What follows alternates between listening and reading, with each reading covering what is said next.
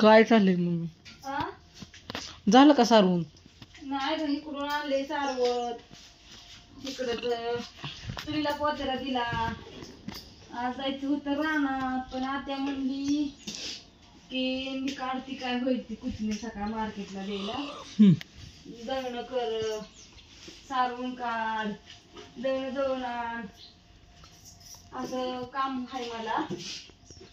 दळण करून ठेवल्यात. आता एवढं सारवायचं आणि सारवून काढून दळण दळायला लाकडी जायचं. परत दवाखान्यात जायचं, एक इंजेक्शन करायचं. कारण का गोळी खाल्ली मगाशी, पण सर्दी आणि त्याने डोकं अंग खूप दुखते. मग काम काही करू वाटा नाही, काम केल्याशिवाय मार्ग नाही. म्हणून मग मी रानात पण जायचं रहित केले आज. आत्या म्हणजे मी काय होईल तेवढं एकटीच काढते. पण तुला आजीने एक काम सांगितलंय, इथल्या बोरीची बोरं गोळा कराय. करशील का? मी लाकडीला जायची दळण दळाय, मग तू करशील का बोरं गोळा? खिडकी नाही तर सगळी चांगलीच यायचं. पण आता आजीला उद्या बाजारला जायचंय ना, उद्या आहे रविवार आणि उद्या असतो सहसरचा बाजार. मग ते खण हे आणावं लागतात ना, कारण का ज्या दिवशी भोगी असते त्या दिवशी ते आणत नाहीत. आता कुठल्या कुठल्या गावाला कसा कसा रिवाज आहे काय माहिती आता बाबा, पण आमच्या इकडं तर लागतं ते सगळं. आपण त्याला संक्रांत म्हणतो बघा, ते असतं ताटात मांडायचं, ते आणावं लागतं आधीच. परत मग त्या भोगी दिवशी सगळं त्याला पुंजावं लागतं ना त्यांना. म्हणून आता ते उद्याच करायचंय, सगळं आणावं लागतं. मग आता उद्या आधी बाजारला जायचंय. परत उद्या आणि कोथिंबीर काढायची, भाजी काढायची मेथीची.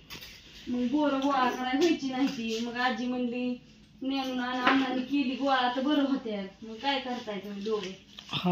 करतेत गोळा. आता उद्या सारवाय व्हायचं नाही आणि सोमवारी सारवत नाही ती. कसं आपण देवाला ही भोगीचा ह्याचा निवड दाखवतो ना, भोगी दिवशी शेंगाड भाकरी, मग ते निवड दाखवत आहे.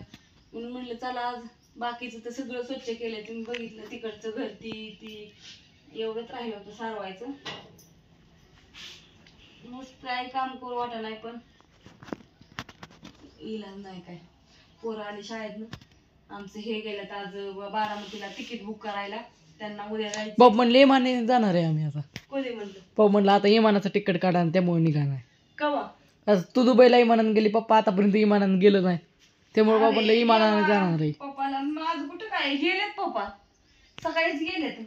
तीच की उद्याच काढायचे, ते उद्या जायचंय ना त्यांना. मग आता काय माहिती, मला म्हणलं होतं इथं माघारी काढून आल्यावर कळलं. किती 4-5 हजार तरी येईल काय माहिती आता किती आहे बाबा. ह्याला जायचं म्हणलं नाही. कुठं प्रयागराज स्टेट टू स्टेट लय नसतं बरं का. काय असेल ते असेल, कसं का जायना तर काय त्यांची. पण कारण का सगळी जण लय जातात त्यामुळे तिकीट वाढलं असू शकतं. बरं असून द्या, बाय सगळ्यांना. कसं आहे आता दुपारची वेळ झालेली, जवळ दळण हे दळून आणायचं. परत ना आज आणि तिथं रात्री होत्या हळदी, त्याचं काही व्हिडिओ काढलं नाही. पण आज लग्न आहे नाही तर मोठं खंडोबाचं मंदिर आहे इथं आमच्या पुढं. तुम्ही बघितलं पण असेल गेल्या वर्षी किंवा नसेल, पण दाखवून तुम्हाला संध्याकाळ. तर मग तिथं स्वयंपाक असतो, मोठं जेवण असतं ना. मग पुऱ्याही लागतात तिथं. मग थोड्या वेळ 1 तासभर तिथं जावं लागेल, अर्धा तास का होईना. पुऱ्याही लाटू लागाय कमीत कमी, बाकी नाही पण पुऱ्या तरी लाटायला. आणि कसं सामाजिक कार्य केल्याने चांगलंच असतं, ते नेहमी करावं आणि मला त्याची आवड आहे. पण मी कुठं काय असतं कार्यक्रम तरी स्वयंपाकाला थोडं का होईना जाते, मला आवडतं ती. काय नाही, बरोबर का नाही अण्णा? म्हणजे कुठल्याही देवाचा कार्यक्रम असला तरी थोडं समाज कार्य केलंच पाहिजे. त्यामुळे असो तर शुभ दुपार सगळ्यांना. सगळं हे चाललेलं आहे. So bye.